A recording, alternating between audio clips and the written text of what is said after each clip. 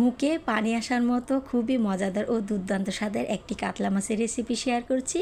অনেকে কিন্তু কাতলা মাছ কিংবা পাঙ্গাস বা রুই মাছ খেতে অপছন্দ করেন। একবার হলো আপনার অপছন্দের মাছটি এই পদ্ধতিতে রান্না করে তৈরি করে দেখুন। প্রথমবারই একেবারে আঙ্গুল চেটেপুটে খাওয়ার মতো মনে হবে একটি রেসিপি। আশা করি রেসিপিটি আপনাদের খুবই ভালো লাগবে। কাতলা মাছের এই রেসিপিটি তৈরি করার জন্য এখানে আমি বেশ কয়েকটা কাতলা মাছের টুকরোকে ছোটো করে নিয়ে নিলাম। এখন স্বাদ মতো লবণ আর হলুদ গুঁড়া, মরিচের গুঁড়া দিয়ে খুব ভালো করে মাখিয়ে নেব। অনেকে কিন্তু পাঙ্গাস মাছও খেতে চান না। এভাবে করে কিন্তু যে কেউকে পাঙ্গাস মাছও যদি তৈরি করে খাওয়ান সে কিন্তু বুঝতেই পারবে না ইনি তার অপছন্দের মাছ। এখন খুব ভালো করে মাখিয়ে মাছগুলোকে একটি সাইডে রেখে দেব। মাছগুলো ভাজার জন্য একটি প্যানের মধ্যে পরিমাণ মতো সরিষার তেল হাই হিটে গরম করে নিয়েছি। এতে করে কিন্তু মাছগুলো আমরা যখন ভাজবো তখন আর প্যানের মধ্যে লেগে যাবে না। এখন সবগুলো মাছের টুকরোকে দিয়ে একেবারে লালচে কালার করে ভেজে নিতে হবে। আর এই রান্নাতে কিন্তু একেবারে সরিষার তেল দিয়ে করতে হবে, এতে করে কিন্তু মাছের টেস্টটা আরও বেশি ভালো আসবে। মাছগুলো যখন এরকম লালচে কালার করে ভেজে নেওয়া হয়ে যাবে, একই পদ্ধতিতে সবগুলো মাছের টুকরোকে আমি ভেজে তুলে নিয়ে নেব। এখন একই সরিষার তেলের মধ্যে আমি 3টে পরিমাণ শুকনো মরিচ দিয়ে দিলাম। 1 মিনিট শুকনো মরিচটাকে ভেজে এখন এখানে আমি দিয়ে দিব 2টি মিডিয়াম সাইজের কুচানো পেঁয়াজ। পেঁয়াজটাকে কিন্তু একেবারে লালচে কালার করে ভেজে নিতে হবে। আবার যদি কেউ সরিষার তেল অপছন্দ করেন তাহলে কিন্তু রান্না সাদা তেল দিয়েও করতে পারেন।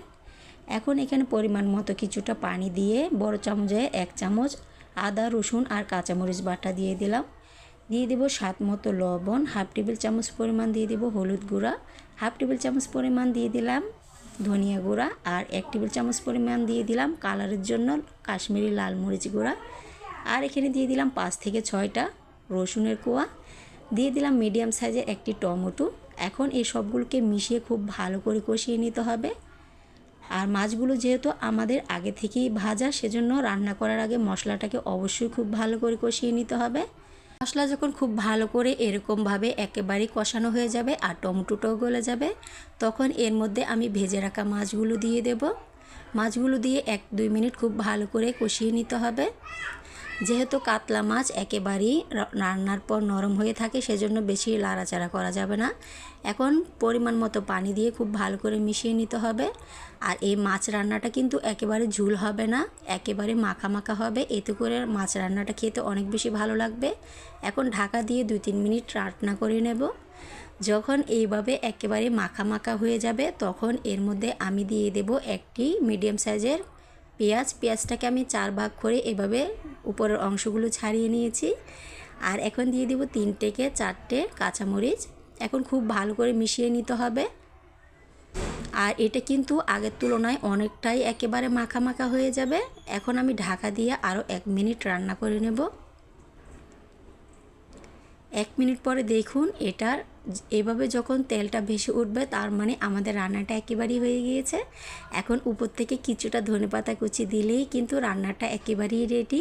আর দেখতেই পাচ্ছেন এখনই মাছ রান্নাটা কতটা লোভনীয় হয়েছে। আপনার অপছন্দের মাছটি একবার হলো এই পদ্ধতিতে রান্না করে দেখুন, প্রথমবারই কিন্তু একেবারে আঙ্গুল চেটেপুটে খাবেন। আর আপনাদের পরিবারে যদি কেউ পাঙ্গাস মাছ অপছন্দ করে থাকেন অবশ্যই এইভাবে করেও একবার রান্না করে দেখতে পারেন। কেউ কিন্তু বুঝতেই পারবে না এই মাছটি তার অপছন্দের মাছ। আজকের এই সহজ রেসিপিটি কেমন লাগলো অবশ্যই একটি কমেন্টে জানাবেন। আর আপনি যদি আমার চ্যানেলে নতুন হয়ে থাকেন অবশ্যই আমার চ্যানেলটি সাবস্ক্রাইব করে আমার পাশে থাকবেন। সবাই অনেক বেশি ভালো থাকবেন, সুস্থ থাকবেন। আল্লাহ হাফেজ।